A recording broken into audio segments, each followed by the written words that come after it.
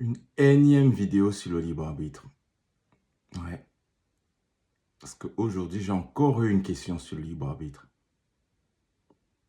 C'est incroyable.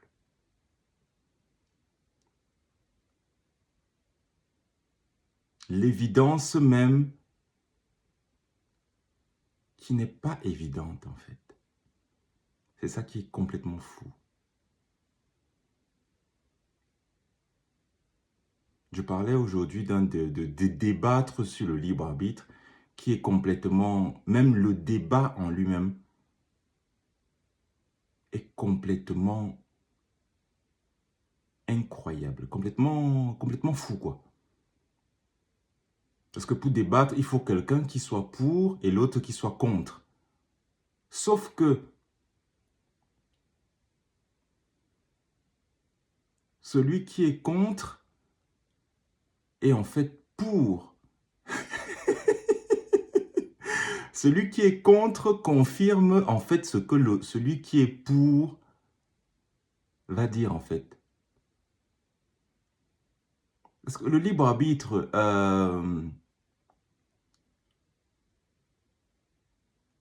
si celui qui est pour pense qu'il n'y a pas de libre arbitre, et en fait celui qui est contre n'a même pas le choix de penser l'avoir ou pas. Celui qui est contre ne choisit pas d'être contre. Puisque si le libre arbitre n'existe pas, tu ne choisis même pas d'y croire, quoi. Donc, en fait, le débat, c'est du vide qui brasse du vide. Ouais. Bon. Et bon, je vais lire, du coup, je vais vous lire le chapitre 12 de mon tome 2, Contemplation de la vérité. Je vais vous lire une partie, parce que bon... chapitre 12, Contemplation de la vérité, tome 2, le libre arbitre ou la liberté que tu n'as pas choisie.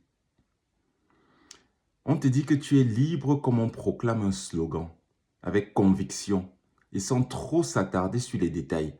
Tu serais l'auteur de tes actes, le centre de tes décisions, la source première de ce qui arrive. Sauf que cette liberté souveraine, tu ne l'as pas choisie. Tu t'es réveillé dedans, déjà configuré, un corps hérité, un tempérament, une langue, un système nerveux, un milieu, une époque. Avant même que tu décides quoi que ce soit, l'essentiel est déjà en place. Tu approuves des pensées qui sont arrivées sans toi. Ton premier souffle n'a pas été voulu, tes pulsions n'ont pas été votées, tes peurs ne sont pas signées, et même tes pensées surgissent avant que toi, tu les valides. Tu peux les accueillir, les combattre, les analyser, mais leur apparition t'échappe. Ce que tu appelles décider, c'est le plus souvent approuver après coup ce qui s'est déjà passé, ce qui s'est déjà mis en mouvement.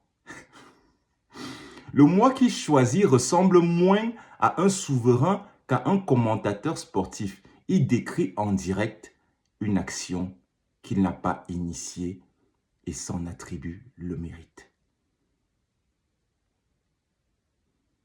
Donc en fait, même croire que tu as le libre arbitre, tu n'as pas le libre arbitre de le croire. Non mais c'est tellement évident. C'est tellement évident. Voilà, on en parlera encore les 100 prochaines années, les 1000 prochaines années. On tournera en boucle sur les mêmes sujets. L'évidence qui prend conscience d'elle-même. L'évidence qui prend conscience d'elle-même. Maintenant que tu es Dieu,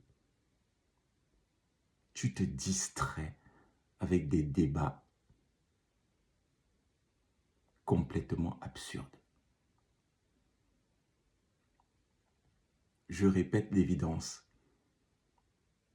Je ne peux pas discuter du libre arbitre parce que celui qui est contre n'a pas le libre arbitre d'être contre.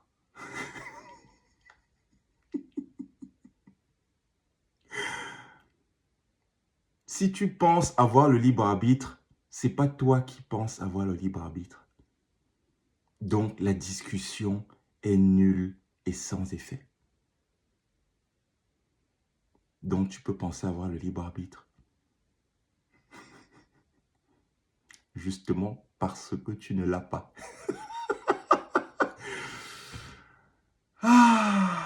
Maintenant, tu sais que tu es Dieu. Maintenant, tu sais que tu es Dieu. Et voilà. Tome 2, contemplation de la vérité. Voilà, c'est un passage parmi tant d'autres. Voilà. À vos bouquins. Ciao.